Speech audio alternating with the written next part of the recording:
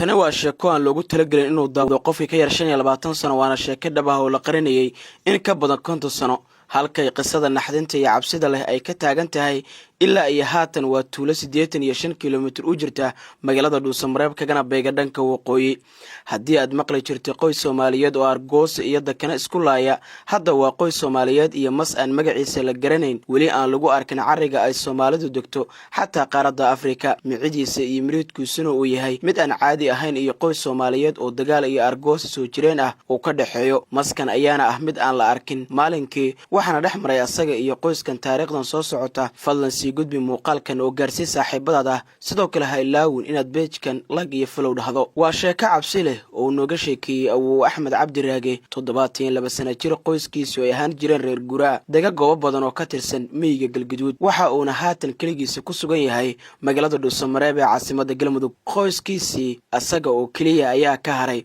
waa arrin naxdin leh Awow Axmed Cabdi Raage waa yaraanka reer Cabdi Raage aabiis waxa uu mootan yahay in ka badan 95 sano halka qoyskiisa kalena ay sababsadeen argoos mas dagaal soo jireen ah oo kala dhaxeeyo aan matalo oo aan iska dhiga Awow Axmed Cabdi Raage sheekadana waxa ay dhacday 50 sano ka hor waxaana uga sheekiyay asaga aabiis Awow Raage dhacdada naxdinta leh ayaana bilaabatay habeenada kamid ah gudcur ah oo cirka iyo dhulkuna ay isku jiraan jabaq iyo hilaac googo'ayana ay seestaan gugucuna uu yahay midana kala gool lahayn habeen barkii mar ay ahayd ayaa hal mar waxa isqabsaday qaylo iyo aadaar ka soo yeeray dhanka xirada waxaraha oo aan ka fogeyn guriga reerka waxaan ku kacay oo aan u dhaqaaqay dhanka qaylada ka soo yeertay Aabaraage oo markiiba islaha waxa waxaraha ku soo dhexdhacay shaambal dabacadeeye ama guduudane waxa uuna horay u qaatay ulbud ah oo madaxa weyn iyo toosh weyn oo farqaad ah markii uu gaaray xiradii oo tooshka ku shiday ayaa waxa indhihiisu qabteen waxar kamida waxaraha aadka u jeclaa oo qaarka dambe uu afka kula jiro mas aad u weyn oo aan bini aadam ka yareen Aabaraage waa uu soo caray waxa uuna qayladaan kala dul dhacay reerka qaybihii kala duunaa ee qoyska ayaana hubkii gurtay waxaana loo tagay maskii oo waxartii ay ku taagan tahay oo la qila waa la garaacay ilaa uu ka matago waxartii waxa uuna u booday asaga oo candhuuf tufaya qayla cabsi gelisay qoyskana ku qaylinaya meel aan ka fogeyn halka ay qoysku deganaayeen habeenkii ma aanan seexan oo soo jeed ayaan ku dhamaystay markii waagi noo bariyay ayaan raacay jiitintii maska waxa uuna galay dudun aan naga fogeyn waana ku xabaalnay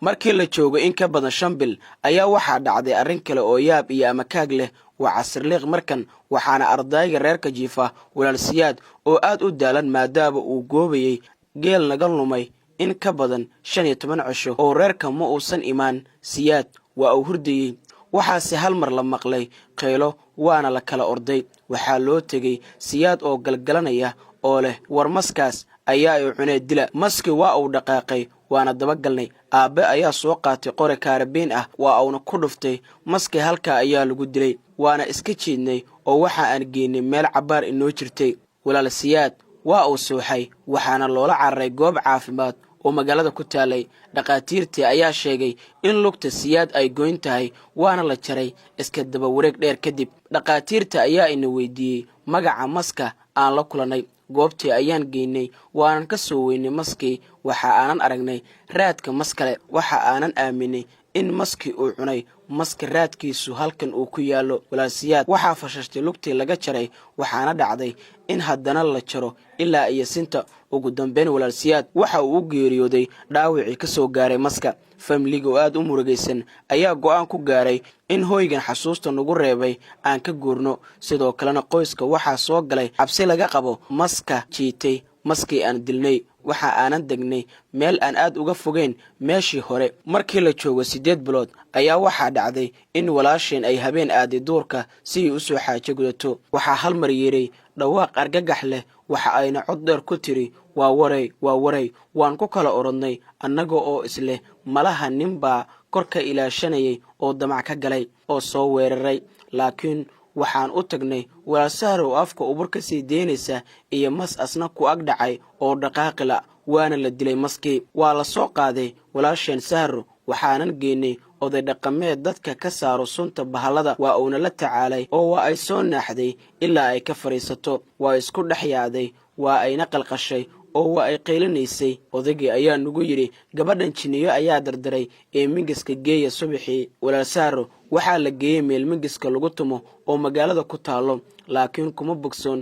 Markii dambena waxaa la geeyey goobo caafimaad oo uu joogay dhakhtar xagga dhimirka ah. Waxa uuna yidhi iyada ayaa iska caafimaadi doonto ee la tacaala. Ugu dambeyn sidii loo quraan saari jiray ayay iska dhimatay walaasheenna, waayo waxna ma cuni jirin waxna ma cabi jirin ilaa ay sidii cadayga u dhuubatay.